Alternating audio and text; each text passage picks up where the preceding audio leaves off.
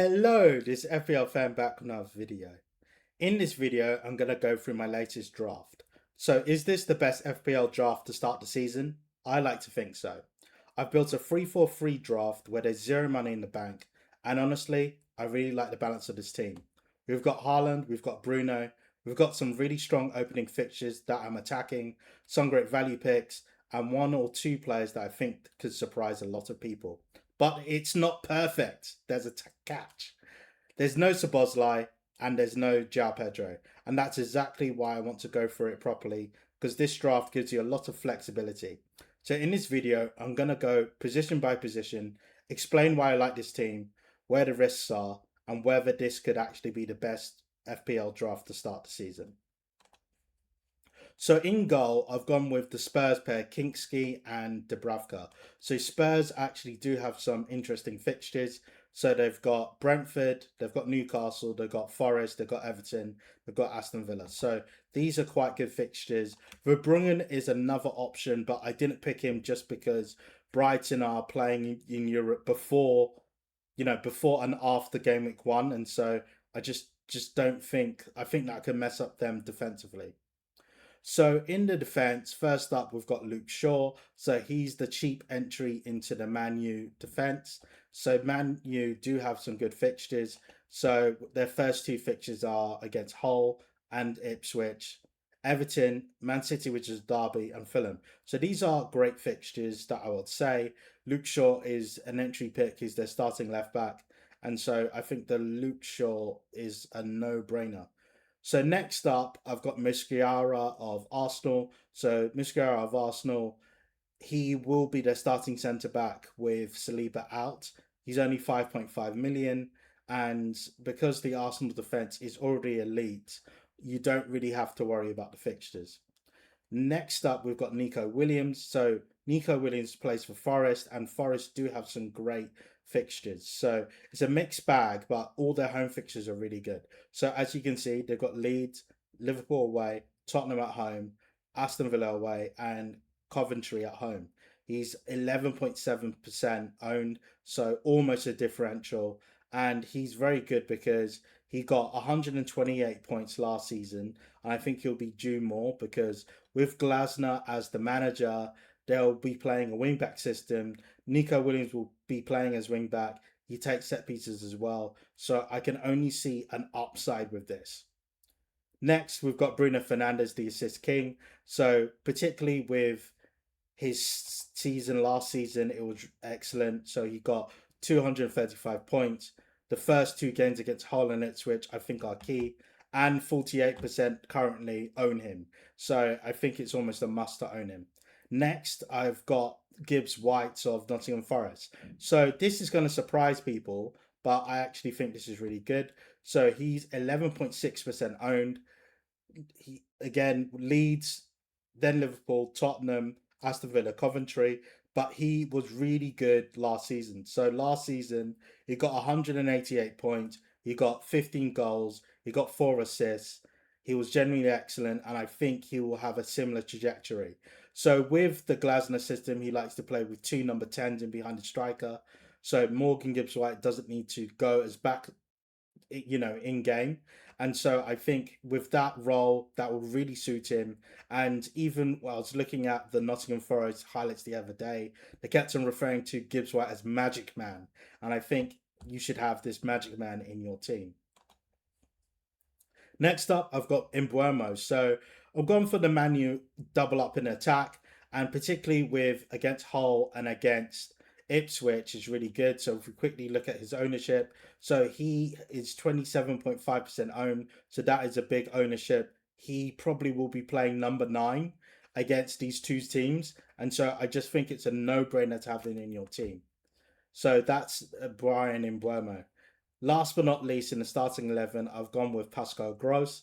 So Pascal Gross has got lots of different routes to the team. So first of all, with Brighton, they've got Aston Villa, then Chelsea, Leeds, Coventry, which I really like, then Arsenal. So I think this is quite good. He's 11.3% owned, and because he takes penalties, takes set pieces, can create chances, I think it's a no-brainer to have in your team. Only 5.5 million. I think for your cheap midfielder spot, you can't go wrong. Up front, I've got Calvin Lewin. So Calvin Lewin, 6 million, really good. He did really well last season. His lead starting number 9. Last season he got 14 goals, 2 assists, 142 points. And with the Leeds team improving with their transfer signings, I think he can get even better if he stays fit. 25.6% owned, playing against Forest, Brentford, Brighton, Newcastle, and Crystal Palace. So I think these are decent fixtures for him. And for your third striker slot, if you're playing a 3-4-3, I definitely don't think you can go wrong. Next up, we've got Haaland, the goal machine himself. So Haaland, at this moment in time, he has 73.3% owned, which is a hell of a lot. Against Bournemouth, Crystal Palace, Coventry, Manu, and Sunderland, you know he starts the season on fire. You know, after that World Cup, he'll have his rest and he'll be raring to go. 239 points last season, and he'll probably get similar or even better.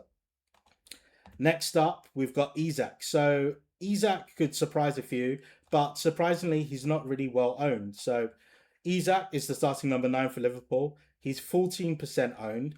He plays Newcastle, plays Forest, Ipswich, Fulham, and Bournemouth. So these fixtures are really good. Against Newcastle, his former team, he's going to be itching to score against them because of the fallout that he had. And Newcastle have not done any real replacements, so they're not as good defensively. And he had a poor season last season, but that was mainly because of his late coming into Liverpool, and he also got injury prone as well. So he came into Liverpool in the middle of the transfer window in August, which meant he didn't have a preseason, which meant he wasn't fit. And then basically he just wasn't fit all season. And then when he was fit, he basically got a broken leg. So that's why he's got 41 points. But if you actually looked below, he got 211 points and 172 points when he was playing the majority of the season. So I think he's an excellent pick. If you can squeeze the money to get him, I definitely would have him in your team. So on the bench, we've already gone through Dubravka, but on the bench, we've got Leif Davis. So Leif Davis is a really good pick for your 4 million defender. So Sunderland at home is good. Manu, Liverpool is difficult. Crystal Palace and Everton is good. So remember, he's on the bench. And yeah, he's been really performing well. So in preseason, in one match he scored 2 goals. So that shows you the attacking role that he's playing in the Ipswich side. And in the Championship, not last season, but about 2 seasons before that, he got around about 15 assists. So this guy takes set pieces. He's an attacking fullback. And so if you're on a bench boost, he's a really good pick, particularly with Sunderland at home. The next person I've got is Slater. So I don't really know too much about Slater, but he is 4.5. It's my belief that he'll be starting for Hull. And so for a bench player, 4.5 is what you need. And so there's that. And finally, I've got Thomas. So Thomas has been good for DEFCON in terms of that data in the Championship that I hear. Looking at that, he's 8.2% owned, and he could be a starter for Gameweek 2 against Hull. So that's what I think. So having a look back, the big omissions is Szoboszlai and João Pedro. So let's quickly go through their ownership and the risks.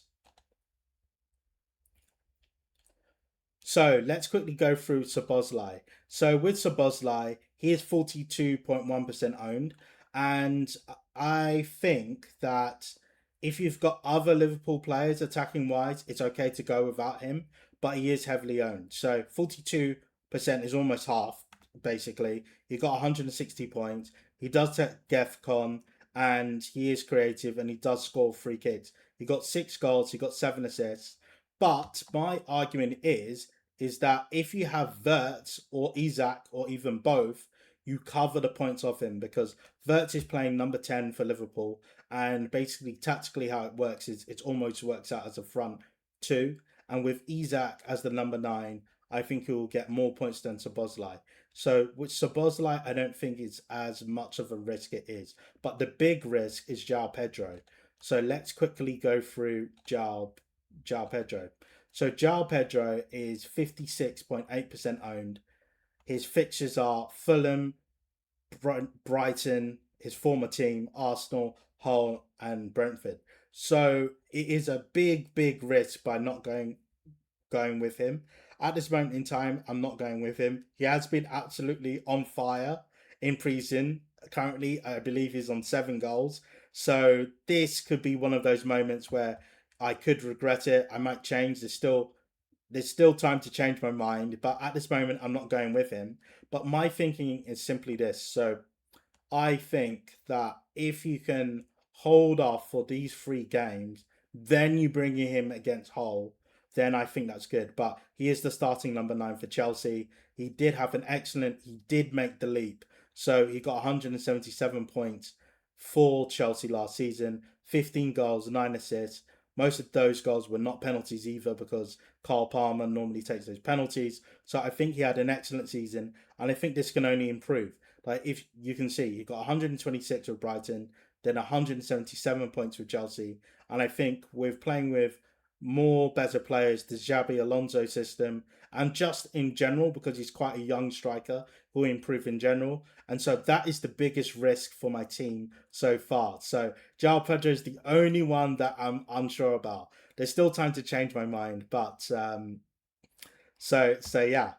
So so what do you think? Do you think this is the best FPL draft to start the season? Let me know in the comments. If you liked this video, don't forget to like, comment, and subscribe. This is FPLFEM, and I'm out.